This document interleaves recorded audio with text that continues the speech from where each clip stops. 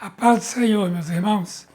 Essa semana, se o Senhor permitir, estaremos agora começando o estudo do Apocalipse.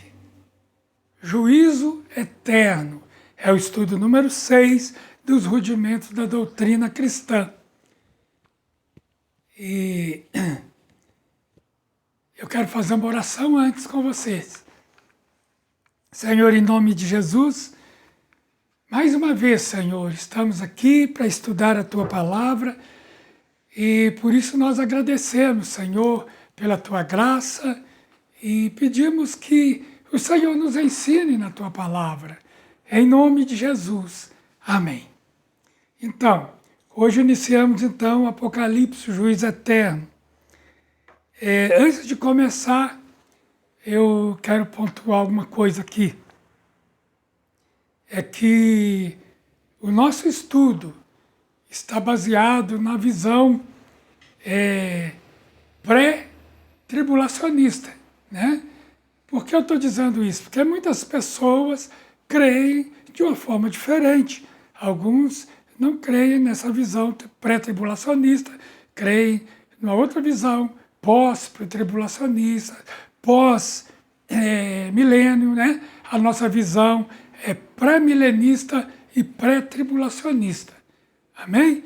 Eu respeito a todos que pensam diferentes, mas essa é a nossa visão e é por esse caminho que deveremos andar.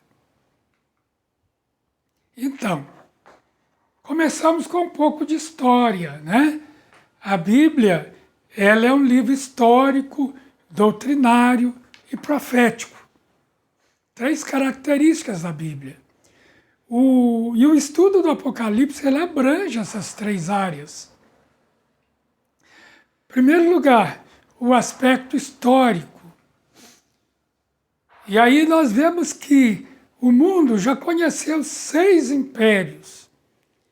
O Império Egípcio, depois o Assírio, depois o Babilônico, o Medo-Persa, o Império Grego e, por fim, o Império Romano.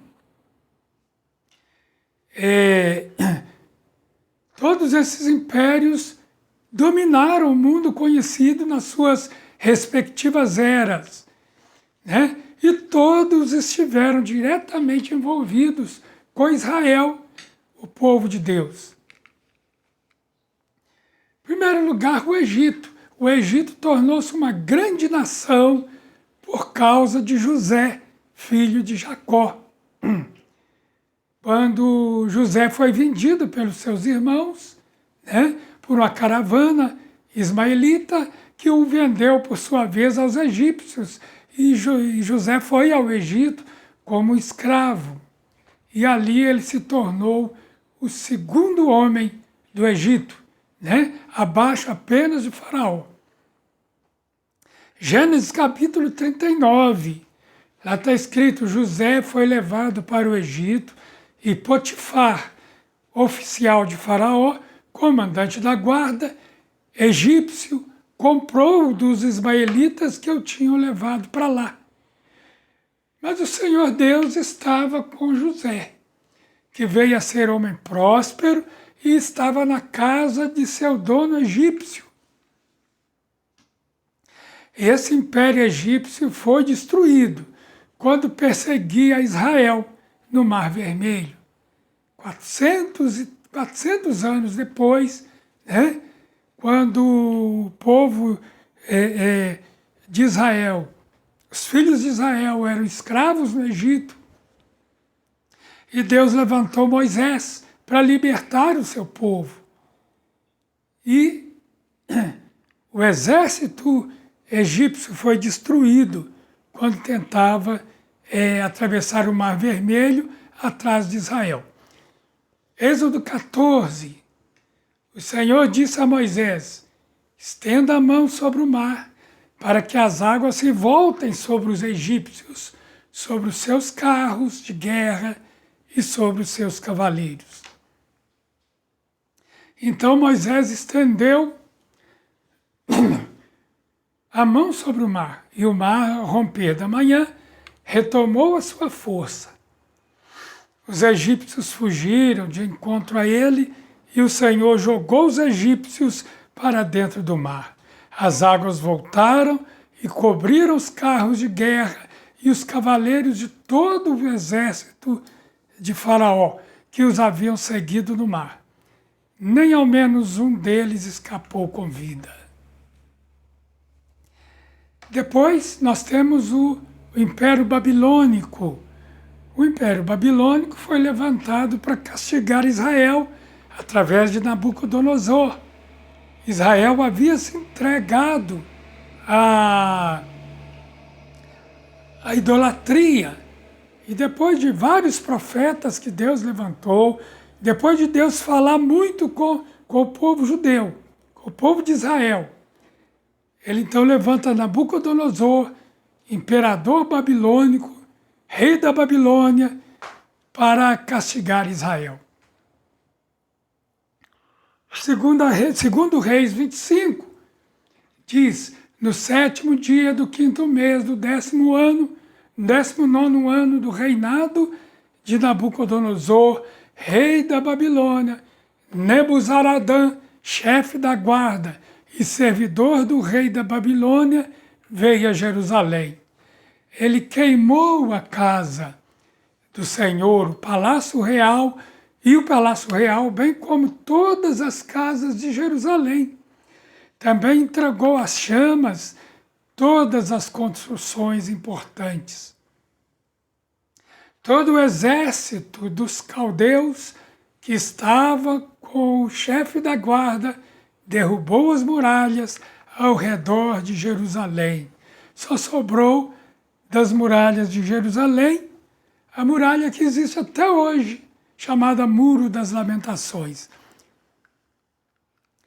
Mas o Império Babilônico foi destruído quando Belsazar abusou do Senhor, bebendo vinho dos utensílios santos que seu pai havia tirado do templo em Jerusalém. Belsazar era filho de Nabucodonosor e que assumiu o reinado no lugar do seu pai. E dando uma grande festa aos seus nobres, ele então tomou dos utensílios sagrados do templo, que Nabucodonosor tinha tirado do templo. E naquele dia, ou naquela noite, terminou o seu reinado. Belsazar morreu por ter abusado do Senhor. E aqui vale um adendo. Por que aqueles utensílios eram sagrados, ou eram utensílios santos? Simplesmente pelo fato de estarem no templo. Sim, os utensílios do templo eram santos porque foram separados para o serviço do Senhor. Este é o significado da palavra santo. Separado para o serviço do Senhor. Assim, todos nós cristãos que um dia entregamos nossa vida a Jesus Cristo, também nos tornamos santos, separados para o Senhor, separados para o serviço do Senhor. E todo o Novo Testamento nos exorta a nos separarmos, ou seja, a nos santificarmos, separando-nos dos princípios do mundo, dos padrões do mundo e nos entregando totalmente ao Senhor. Isso é santificação, né? Que a Bíblia chama. E ela nos exorta a nos santificarmos, a levarmos uma vida de santidade, ou seja, uma vida separada dos padrões mundanos e achegadas aos padrões de Deus. Daniel, capítulo 5, diz: o rei Belsazar deu um grande banquete a 1000 homens importantes do seu reino e bebeu vinho na presença deles. E enquanto Belsazar bebia e apreciava o vinho, mandou trazer os utensílios de ouro e de prata que Nabucodonosor, seu pai, havia tirado do templo de Jerusalém, para que ele, os homens importantes do reino e as mulheres e concubinas do rei os usassem para beber vinho. Então trouxeram os utensílios de ouro que haviam sido tirados do templo, da casa de Deus em Jerusalém, e beberam neles o rei, os homens importantes do reino e as mulheres e concubinas do rei.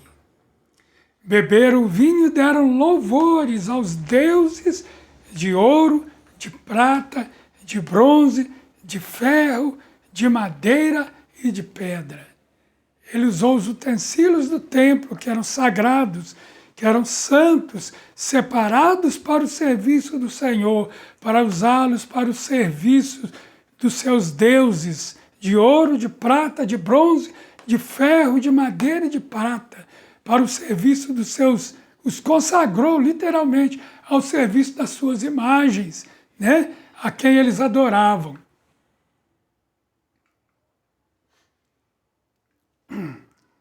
A seguir, nós temos o Império Assírio. O Império Assírio foi derrubado por Deus quando Senaqueribe cercou Jerusalém e zombou do Senhor. Senaqueribe era o rei assírio que enviou o seu exército, enviou mensageiros liderados por Rabsaque, né? Para afrontar Israel e o Deus de Israel, né? E Rabsaque, lá em 2 Reis, capítulo 18, diz aos enviados do rei de Israel: digam a Ezequias, rei de Israel, assim diz o grande rei, o rei da Síria, que confiança é essa que você tem? Ele zombou do Deus que Ezequias servia, que Israel servia.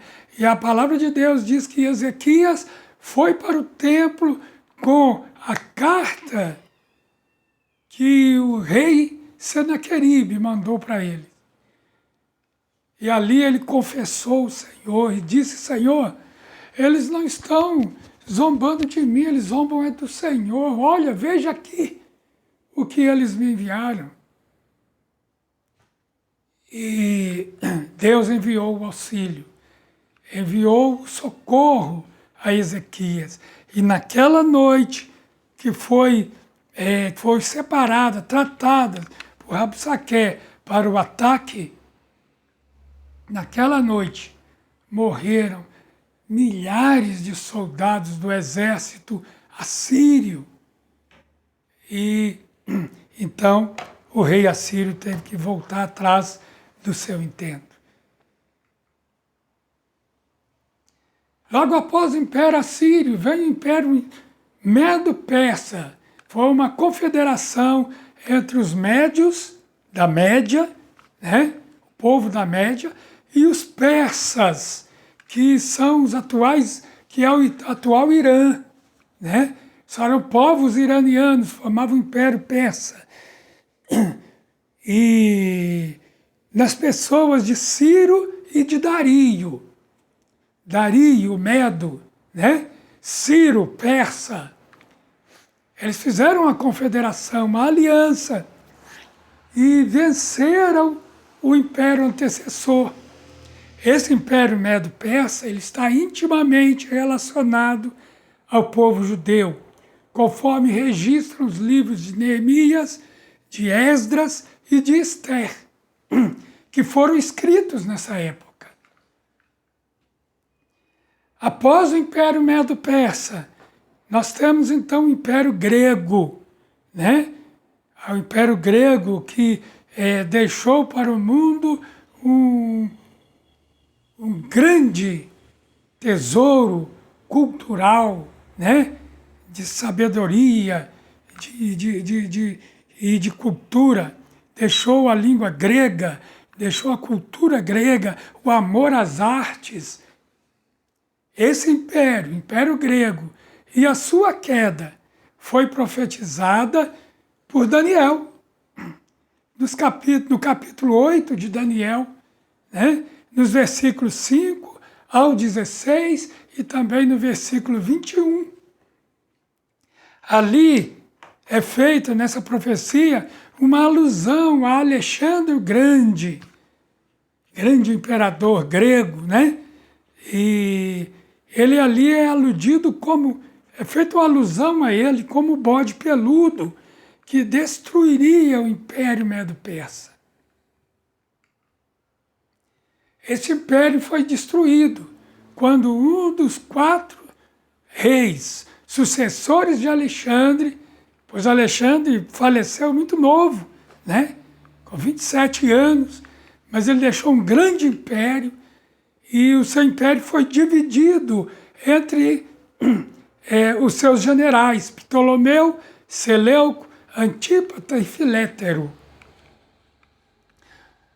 E quando um desses 4 generais, que agora são os seus 4 reis, né, onde surgiu o Império Ptolomaico, o Império dos Seleucidas, né, um deles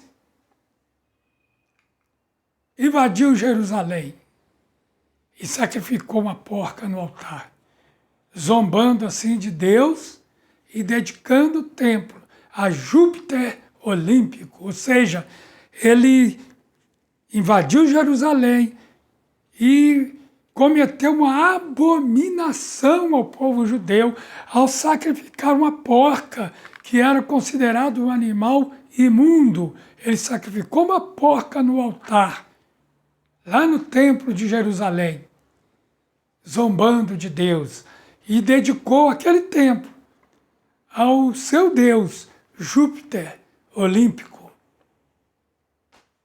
Daniel 8,11 diz, ele se engrandeceu. Ele se engrandeceu tanto que chegou a desafiar o príncipe desse exército, tirou dele o sacrifício diário e destruiu o lugar do seu santuário. Jesus, então, nasceu durante a vigência do Império Romano, né? Que veio logo após o Império Grego. O Império Romano, né, destruiu ou venceu o Império Grego, já todo dividido.